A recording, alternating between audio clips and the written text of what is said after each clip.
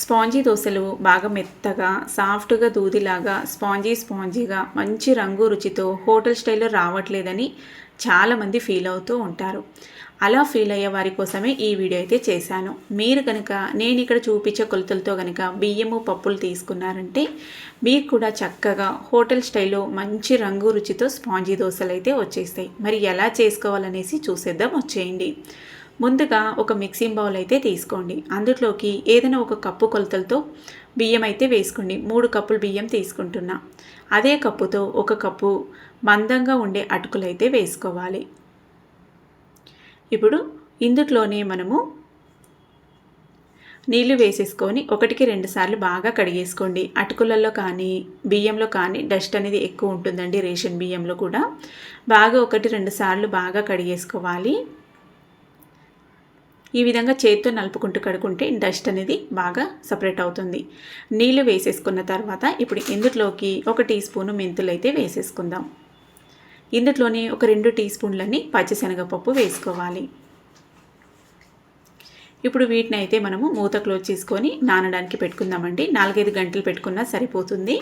ఇంకొక mixing bowl తీసుకొని అందులోకి 1 కప్పు మీద పావు కప్పు మినపగుళ్ళు తీసుకుంటున్నాను. మీరు మినపప్పు వేసుకునేటట్టుంటే కనుక 1 కప్పు మీద సగం కప్పు అయితే వేసుకోండి. చూస్తున్నారు కదా, గుళ్ళు అయితే 1 కప్పు మీద పావు కప్పు వేసుకున్నాను. వీటిని కూడా కడిగేసుకొని నీళ్లు వేసేసుకొని ఒక 4-5 గంటల పాటు లేదంటే 5-6 గంటల పాటు నానబెట్టుకోవచ్చు. మనకి 4-5 గంటల కల్లా చక్కగా నానిపోతాయండి. తర్వాత 4-5 గంటల తర్వాత చూద్దాం. చూస్తున్నారు కదా, ఇక్కడ ఒక 4-5 గంటల తర్వాత చూస్తే మనకి మినపగుళ్ళు అనేవి బాగా సాఫ్ట్గా నానిపోయినాయండి. ఇప్పుడు ఇక్కడ బియ్యం కూడా బాగా చక్కగా నానిపోయి ఉంటాయి. చూస్తున్నారు కదా, బియ్యం కూడా బాగా నానాయి. ఇప్పుడు రెండింటిని అయితే మిక్స్ చేసుకుందాం. లేదంటే సపరేట్ కూడా మిక్సీ పట్టుకోవచ్చు. గ్రైండర్ ఉంటే గ్రైండర్లో వేసుకోండి, లేదంటే మిక్సీ జార్లో వేసేసుకోండి. నేనైతే బియ్యంలో ఉండే వాటర్ని సపరేట్ చేసేసాను, అలాగే పప్పులో ఉన్న వాటర్ కూడా సపరేట్ చేసేసానండి. రెండింటిని అయితే మిక్స్ చేస్తున్నా. మీరు అటుకుల ప్లేస్లో అటుకులు వేసుకోకపోతే, అటుకులు లేకుంటే కనుక ఉడికించిన అన్నం ఉంటుంది కదండి, ఇంట్లో ఉడికించిన అన్నం కనుక ఉంటే కనుక 1 కప్పు ఆ ఉడికించిన అన్నం వేసుకున్నా కూడా సరిపోతుంది. లేదంటే అన్నం కూడా లేదనేటట్టుంటే మరమరాలు ఉంటే మరమరాలు కూడా వేసేసుకోవచ్చు. మిక్సీ జార్లోకి కొన్ని వేసేసుకొని తగినన్ని నీళ్లు వేసేసుకుంటూ బాగా మెత్తగా స్మూత్గా బ్యాటర్ని మిక్సీ పట్టుకోవాలి. చూస్తున్నారు కదా, ఈ విధంగా బాగా మనకి క్రీమ్ లాగా రావాలి. బ్యాటర్ అనేది పలుకు అనేది లేకుండా రవ్వలాగా లేకుండా స్మూత్గా రావాలి. లోతుండే ఒక బోగండిలోకి అయితే వేసేసుకుందామండి. మొత్తం పిండి మొత్తానికి ఇదే విధంగా మిక్సీ పట్టేసుకోవాలి. మీరు కావాలంటే బియ్యం సపరేట్ మిక్సీ పట్టుకోవచ్చు, పప్పులు సపరేట్ కూడా మిక్సీ పట్టేసుకోవచ్చు. రెండింటిని వేసేసి బాగా చేతితో కలపవచ్చు. నేనైతే రెండింటిని మిక్స్ చేసేసి అయితే మిక్సీ పట్టేసుకుంటున్నాను. చేతితో ఈ విధంగా పిండిని బాగా బీట్ చేయాలండి. 1-2 నిమిషాల పాటు అన్నట్టు పిండిని ఈ విధంగా బాగా బీట్ చేశారంటే పిండి అనేది బాగా ప్లఫీగా మనకి బాగా ఫర్మెంట్ అవ్వడానికి చాలా బాగా ఛాన్స్ అయితే ఉంటుంది. బాగా పొంగుతూ వస్తుంది అన్నట్టు.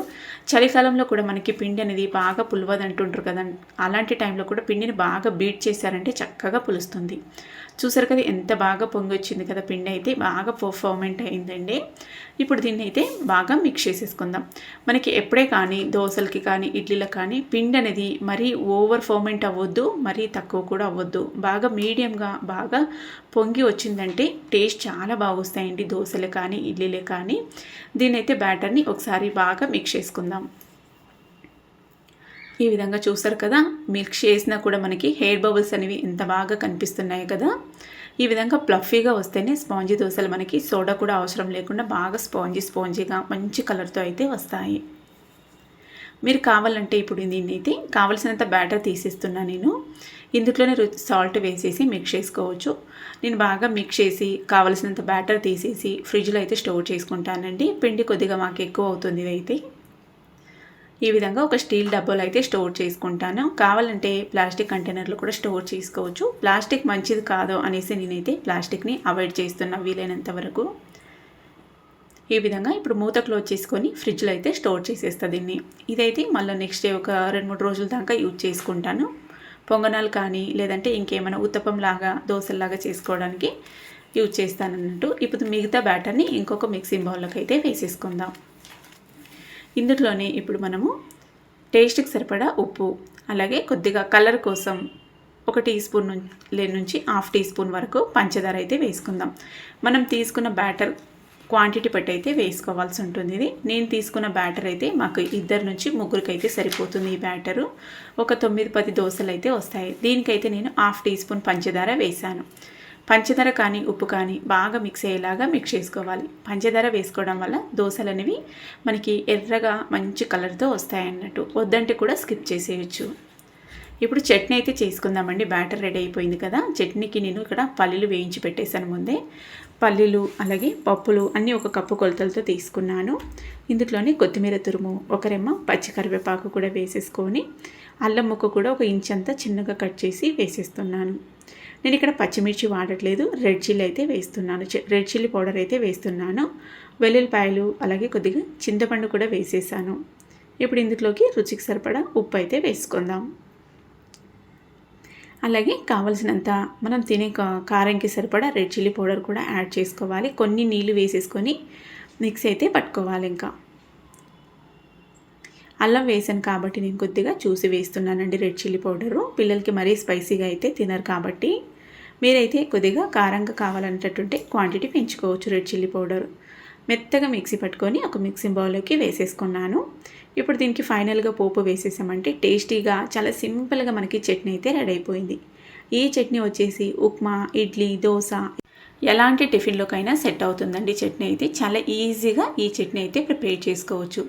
ఎలాంటి ఉల్లిపాయ కానీ టమాటో కానీ అవసరం లేకుండా కేవలం పల్లీలు అలాగే పుట్నాల పప్పు, కొత్తిమీర ఉంటే చాలండి. హెల్త్ కూడా చాలా మంచిది. నచ్చితే ఒకసారి ట్రై చేసి చూడండి.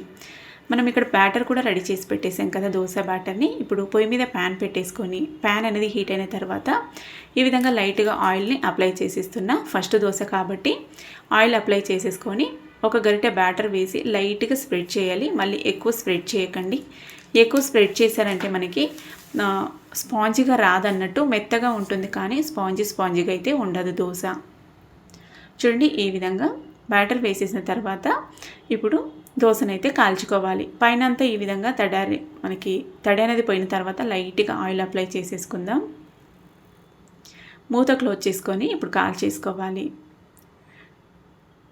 చూసారు కదా మనకి చక్కగా కాలిపోయిందండి. కావాలంటే 2 సైడ్లు కాల్చుకోవచ్చు, లేదంటే ఒకే సైడ్ కాల్చుకోవచ్చు. కలర్ చూసారు కదా ఎంత బాగా వచ్చిందో. చూస్తేనే తినాలనిపిస్తుందండి. అంత సాఫ్ట్గా అంత మంచి కలర్తో అయితే వచ్చేస్తాయి. చాలా ఈజీగా చేసుకోవచ్చు హోటల్ స్టైల్లో. మీకు మరీ హోటల్ టేస్ట్ కావాలనుకుంటే కనుక నెయ్యి వేసుకోండి. కొద్దిగా ఎక్కువ క్వాంటిటీలో వేసుకోవాలి. హోటల్లో అయితే బాగా ఎక్కువ మోతాదులో వేస్తారండి, నూనెని కానీ నెయ్యి కానీ. అందుకే మనకి అంత టేస్టీగా అనిపిస్తాయి.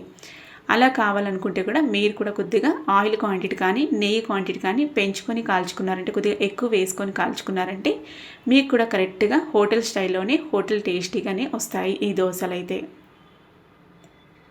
చూసారు కదా వేసిన ప్రతి దోశ కూడా ఎంత చక్కగా మంచి కలర్తో వస్తుందో. ఇదే విధంగా చేసుకోండి అన్నీ. కావాలంటే 2 సైడ్లు కాల్చుకోవచ్చండి, లేదంటే ఒకే సైడ్ కాల్చుకోవచ్చు. నేనైతే ఒకే సైడ్ కాల్చుకుంటున్నాను. అన్ని దోశల్ని ఇదే విధంగా ప్రిపేర్ చేసుకుందాం.